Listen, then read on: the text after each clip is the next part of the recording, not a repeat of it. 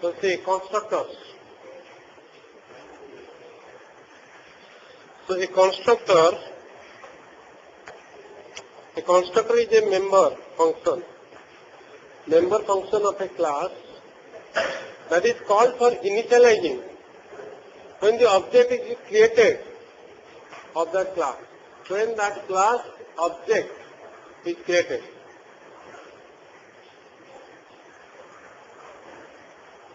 So you can see now, this is a student class. The student class, it has a constructor named student function. What does it do? It initializes the two member variables, roll number and marks. Two member variables are initialized by this constructor. So look at its use. Student S1 is equal to new student function. Student S1 is equal to new student function. So object is created as well as object is created by the new as well as the student function is called. The constructor is called to initialize roll number and mark of the object. Then you have, actually you can see,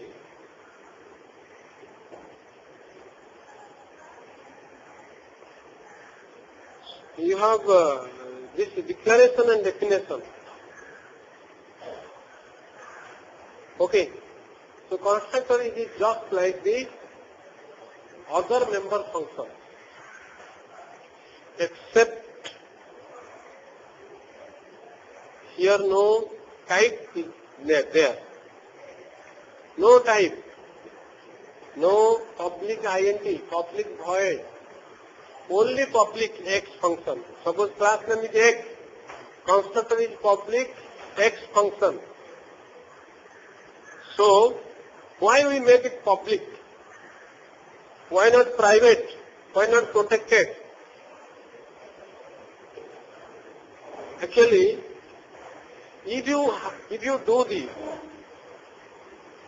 constructor private or protected, then you cannot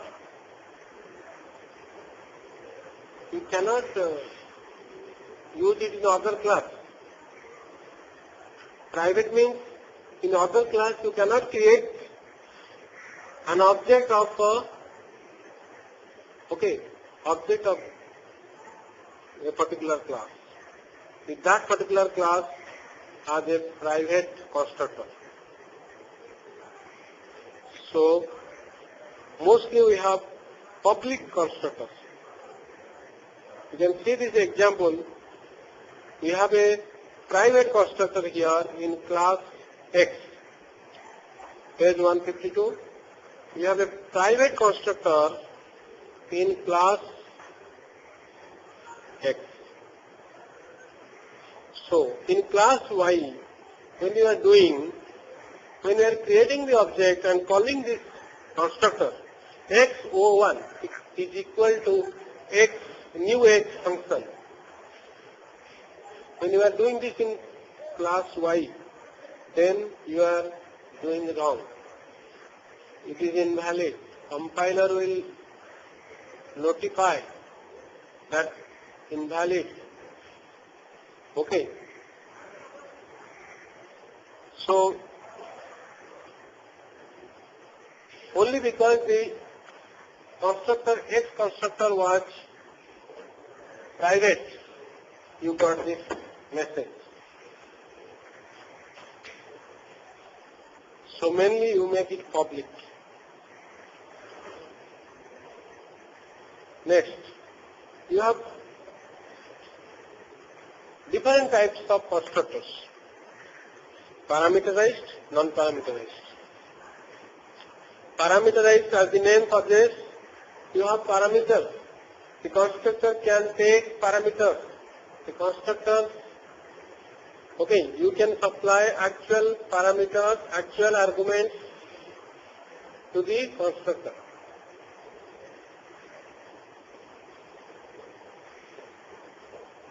Okay, and at the constructor definition, you have the formal arguments.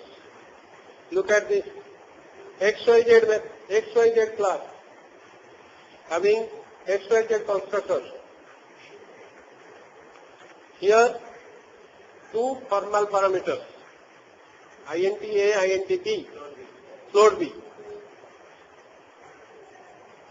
So, when you will create the object like XYZ O1 is equal to new XYZ bracketed 2 comma 13.5f. So this 13.5f means float constant, that is the actual parameter you are supplying to the formal parameter we have discussed, float B, and this 2 you have supplied to the integer variable or formal parameter int A. So, like this. So this one is the example of the parameterized. And you are all acquainted with the non-parameterized constructor, which has no input. Okay. Nothing we have to supply.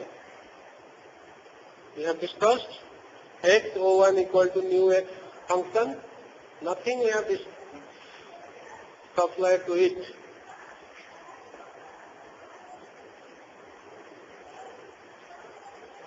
Now,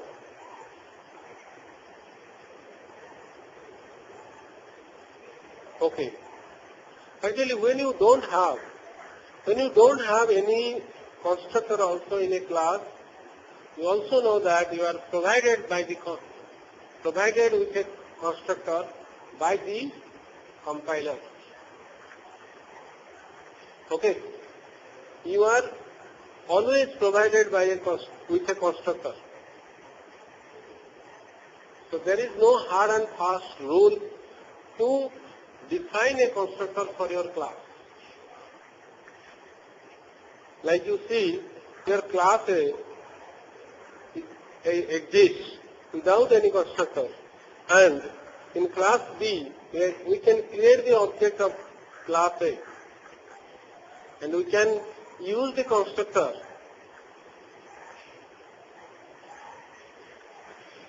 Why does it happen? Because class A has a default constructor.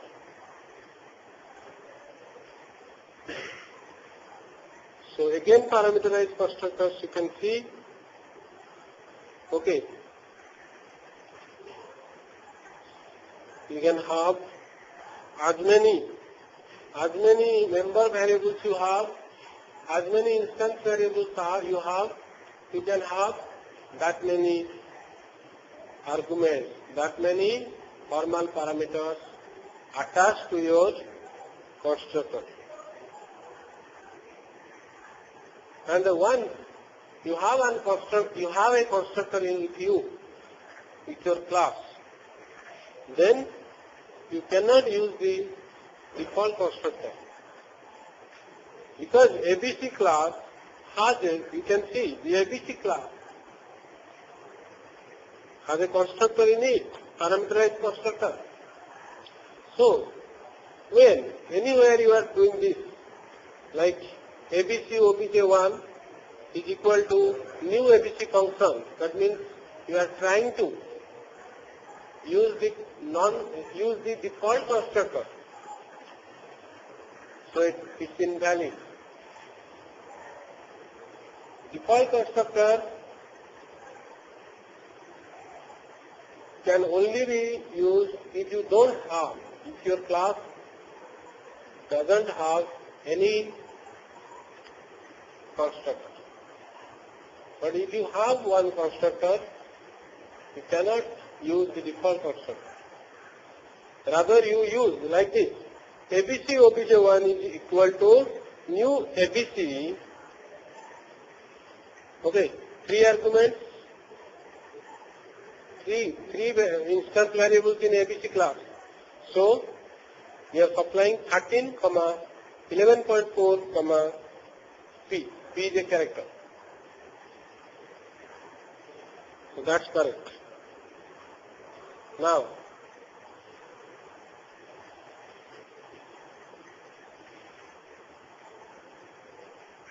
you can see here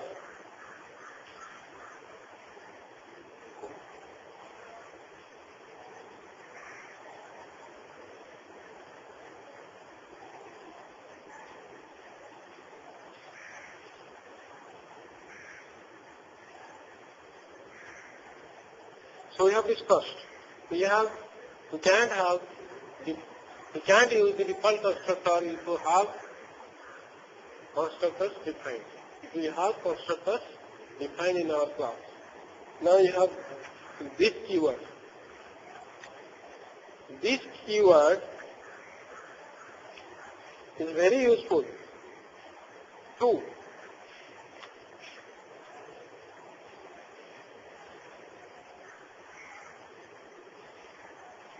differentiate between variables or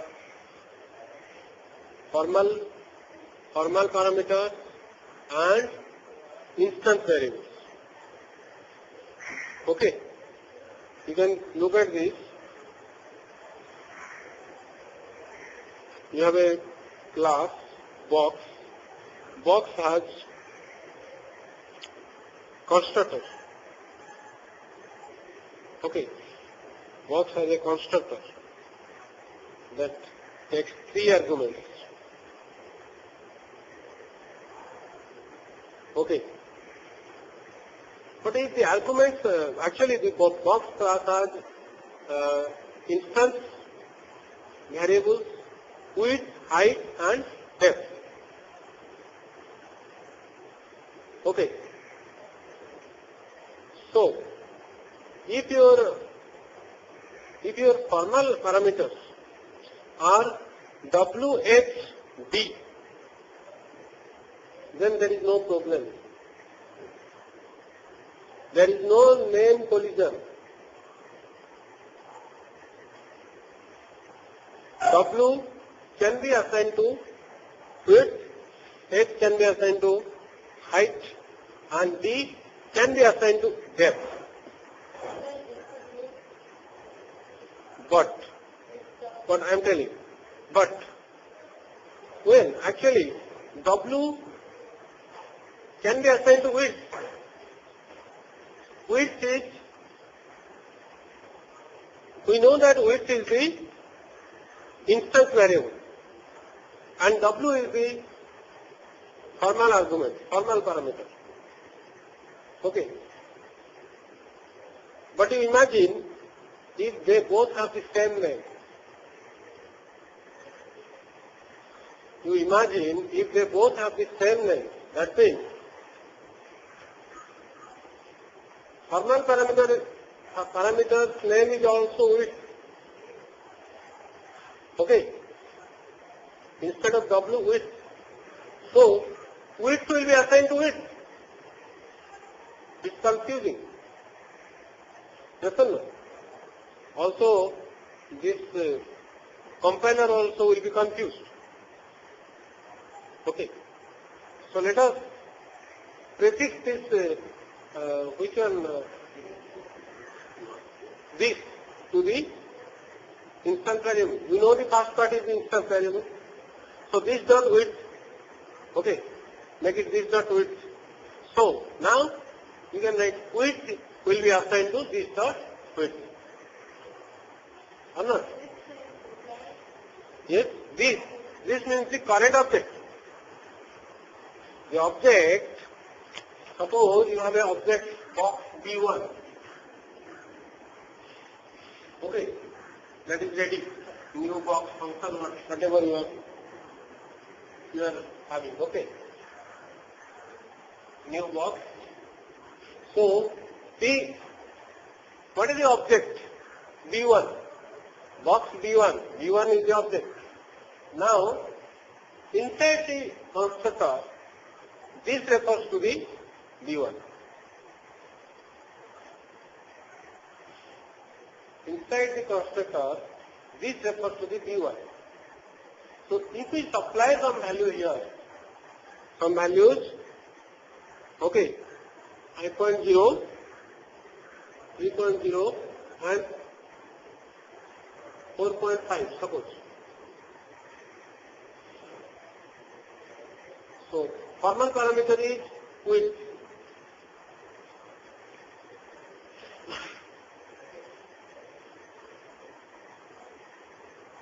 And the instant variable is also width. So, compile will be confused. So, to differentiate them, so you cannot write now B1. Okay, because it is not all ready. So, inside that, you can have this. Inside that method, that constructor, you can have this dot width. Okay.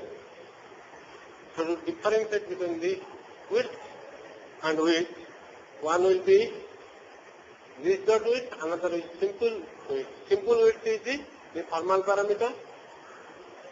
Okay. And this dot width is the instance variable.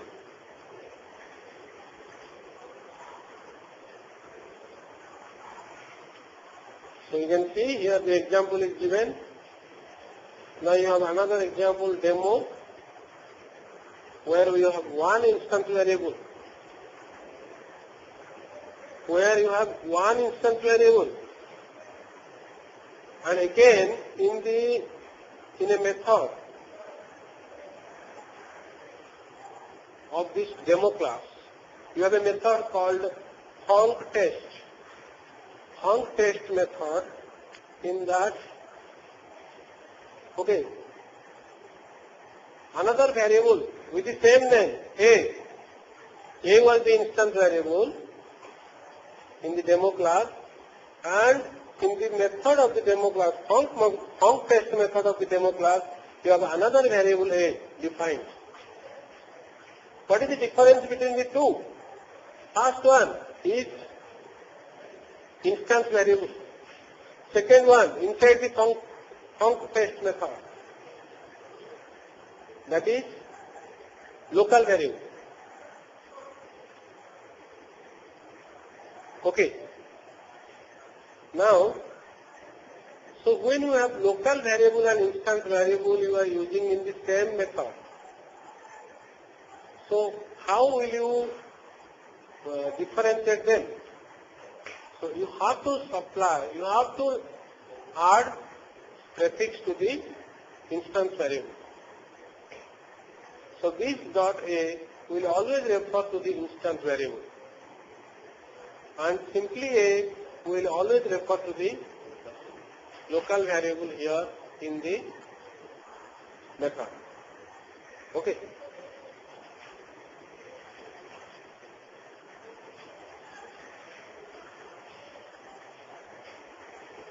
Now you have another class called car class. And you have three variables, three instance variables, make, model, year. All are private, all have private access.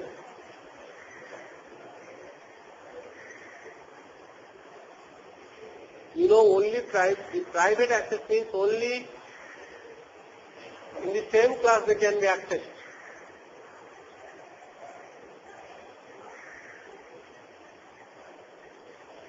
So, in the same class you have a method called copy method. It takes one car object of the same class, because the class name is here car. And it doesn't return any value, so it is a third method. Now, what happens in the copy method? Okay, so what we have supplied to the copy method, this car object that is called here car to copy. So this car to copy object dot make. Okay, can be assigned to the current class make. Current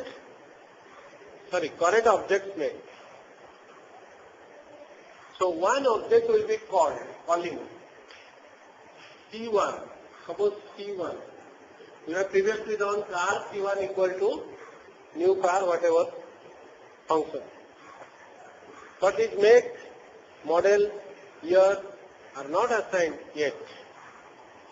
So now C1 will get the values from another object. Let us imagine that another object is already there, C2.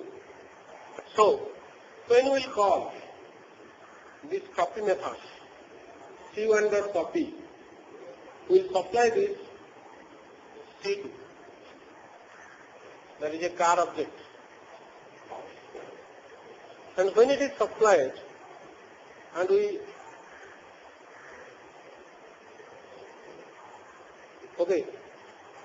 imagine or we presume that it has some value in the make, model and year. So look at this method. So car to copy dot make, that make is going to the current object make. Current object is here C1. C1 dot copy means who is calling? C1 is calling. So its make is filled with that car's make. Okay. Model will be filled with that car model. So like that. Year also will be filled. So now that means the C1, the C2's values are copied to the C1 value. C1.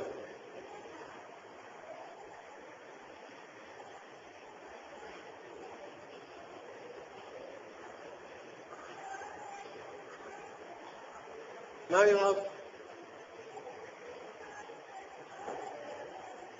and you see, in all these cases, you are making this dot make, this dot model to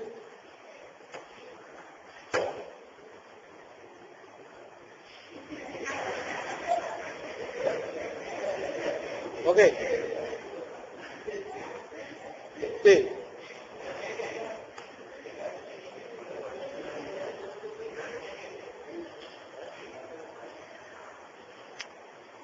So we have now next topic, temporary instances.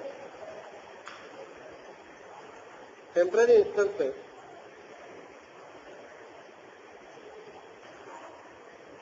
that means you don't have to create reference variable. We can create the object and immediately we'll use the function. We'll not defer it for the next line. We'll not defer it for the next line. Immediately we'll use the function. Create the object, use the function.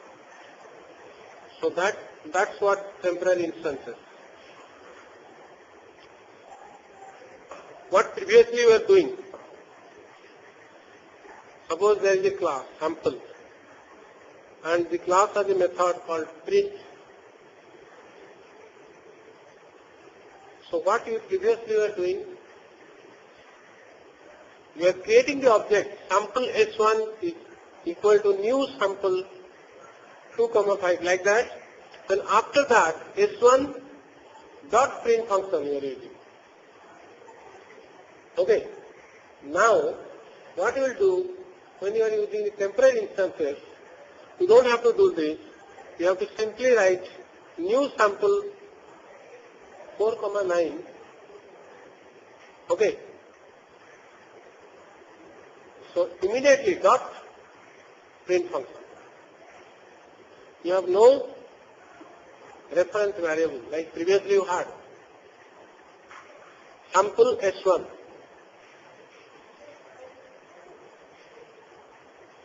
Then you had S1 is equal to new sample 2 comma 5. Then you are using S1 dot print function. Now it's, when you have temporary instances, you will use like this. You don't have to do all these things.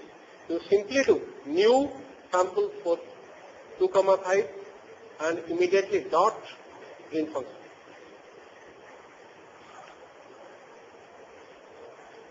And remember, the temporary instances are deleted when they are no longer referenced. Okay.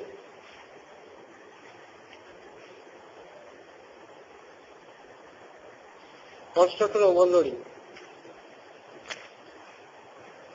We have seen function overloading, method overloading, how you can have different methods with the same name, only with the change in the function signature. The same rule can be applied here to the constructors, and you can have constructors like this. You can have a non-parameterized constructor. You can have a parameterized constructor with only one parameter. You can have more parameters included to your constructor. And when you will use them, that means at object creation time. Okay. So whatever the constructor you want to use, you can use. Okay. By either supplying the required parameter or not. According to your requirement, you can call different constructors.